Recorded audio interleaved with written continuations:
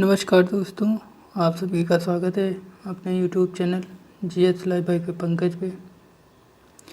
इस वीडियो में 15 सितंबर 2022 के मोस्ट इम्पॉर्टेंट करंट अफेयर हैं। दोस्तों, इसका पीडीएफ पाने पहला प्रश्न है, हिंदी दिवस कब मनाया जाता है? तो ऑप्शन ए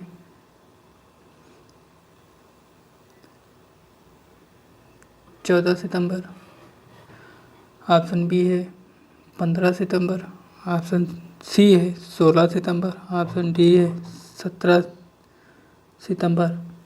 तो इसका सही आंसर है ऑप्शन ए 14 सितंबर। 14 सितंबर को हिंदी दिवस मनाया जाता है। विश्व ओजोन दिवस 16 सितंबर को मनाया जाता है। अंतर्राष्ट्रीय साक्षरता दिवस 8 सितंबर को मनाया जाता है। विश्व बांस दिवस 18 सितंबर को मनाया जाता है। विश्व जल निगरानी दिवस 18 सितंबर को मनाया जाता है। अंतर्राष्ट्रीय शांति दिवस 21 सितंबर को मनाया जाता है। अंतर्राष्ट्रीय सांकेतिक भाषा दिवस 23 सितंबर को मनाया जाता है। तो अगला प्रश्न देखते हैं,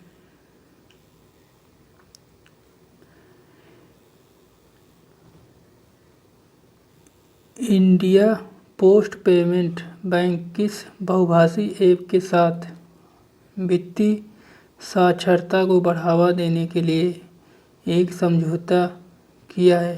तो ऑप्शन ए है फेसबुक, ऑप्शन बी है व्हाट्सएप, ऑप्शन सी है कू ऐप, ऑप्शन डी है ट्विटर। तो इसका सही आंसर है option C Koo app. India Post Payment Bank Koo app के साथ वित्तीय साक्षरता को बढ़ावा देने के लिए एक समझौता किया है। अगला प्रश्न देखते हैं, हाल ही में भारतीय नौसेना द्वारा आयोजित जापान भारत समुद्री अभ्यास 2022 जीमैक्स 2022 का छठा संस्करण कहाँ शुरू किया?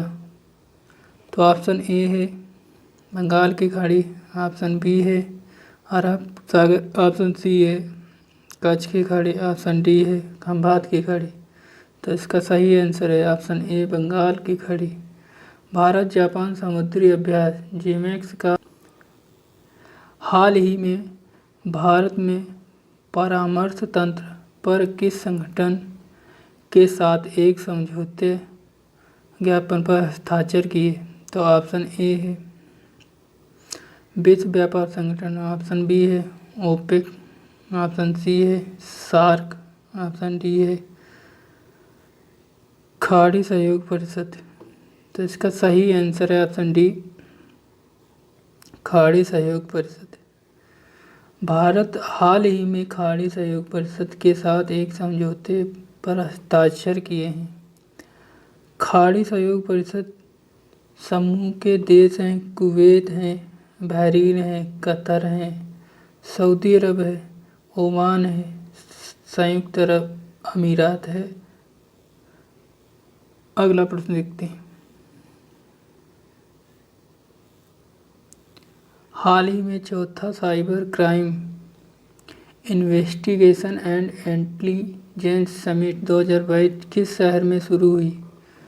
तो ऑप्शन ए है लखनऊ, ऑप्शन बी है चेन्नई, ऑप्शन सी है भोपाल, ऑप्शन डी है पटना। तो इसका सही आंसर है ऑप्शन सी भोपाल। हाल ही में चौथा cyber crime investigation intelligence summit 2022 Bhopal में शुरू किया। इस शिखर सम्मेलन का मुख्य उद्देश्य साइबर अपराधों को प्रभावी रोकथाम को रोकना है। अगला प्रश्न देखते हैं, हाल ही में मुख्यमंत्री पुष्कर सिंह धामी ने उत्तराखंड का ब्रांड किसे नियुक्त किया? तो ऑप्शन ए है ऋषभ पंत, ऑप्शन बी है अमिताभ बच्चन, ऑप्शन सी है अशोक कुमार, ऑप्शन डी है मनोज बाजपेयी। तो इसका सही आंसर है ऑप्शन ए ऋषभ पंत। भारतीय क्रिकेटर पर बल्लेबाज ऋषभ पंत को मुख्यमंत्री पुष्कर सिंह धामी ने उत्तराखंड का ब्रांड नियुक्त किया है। उत्तराखंड के राज्यपाल गुरमीत सिंह हैं। उत्तराखंड में देश का पहला मास गार्डन है। नंदा देवी राष्ट्रीय उद्यान उत्तराखंड में है। Jim Corbett national park Uttarakhand में है। फूलों की घाटी राष्ट्रीय पार्क उत्तराखंड में है। राजाजी टाइगर रिजर्व उत्तराखंड में है। अगला प्रश्न देखते हैं। हाल ही में किस राज्य सरकार ने राष्ट्रीय हथकरघा दिवस के अवसर पर नेतन्या बीमा योजना शुरू की है? ऑप्शन ए है तेलंगाना, ऑप्शन बी है बिहार, ऑप्शन सी है महाराष्ट्र, ऑप्शन डी है केरल। तो इसका सही आंसर है ऑप्शन ए तेलंगाना। तेलंगाना के सीएम के चंद्रशेखर राव हैं। KVR राष्ट्रीय उद्यान तेलंगाना में पड़ता है। अमराबाद टाइगर रिजर्व तेलंगाना में पड़ता है। पाखर झील और वन्यजीव अभ्यारण्य तेलंगाना में पड़ता है। महावीर हरिना वन स्तरीय राष्ट्रीय उद्यान तेलंगाना में पड़ता है। अगला प्रश्न देखते हैं। प्रधानमंत्री नरेंद्र मोदी SCO शिखर सम्मेलन में भाग लेंगे। यह शिखर सम्मेलन किस देश की राजधानी में होगा?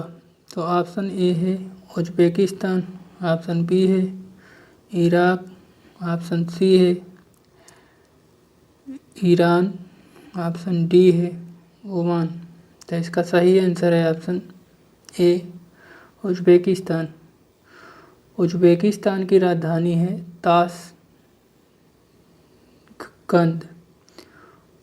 उज्बेकिस्तान की सीमा कजाकिस्तान से लगती है, तुर्कमेनिस्तान से लगती है,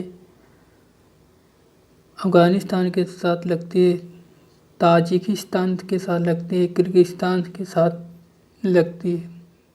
5 कंट्रियों के साथ लगती है। SCO 2022 का शिखर सम्मेलन उज्बेकिस्तान की राजधानी में आयोजित होगा। अगला प्रश्न देखते हैं। सितंबर 2022 में राष्ट्रपति द्रौपदी मुर्मू द्वारा जम्मू और कश्मीर से राज्यसभा के लिए किसे नामित किया गया? तो ऑप्शन ए है गुलाम नबी आज़ाद, ऑप्शन बी है दुर्गा प्रसाद धर, ऑप्शन सी है फारूक अब्दुल्ला, ऑप्शन डी है गुलाम अली। तो इसका सही आंसर है ऑप्शन डी गुलाम अली। राष्ट्रपति द्रौपदी मुर्मू के द्वारा गुलाम अली को राज्यसभा के लिए नामित किया गया है। अगला प्रश्न देखते हैं। 1 दिसंबर 2022 से 30 नवंबर 2023 तक के लिए G20 की अध्यक्षता कौन सा देश करेगा? ऑप्शन ए है भारत, ऑप्शन बी है श्रीलंका, ऑप्शन सी है बांग्लादेश, ऑप्शन डी है नेपाल। तो इसका सही आंसर है ऑप्शन ए भारत।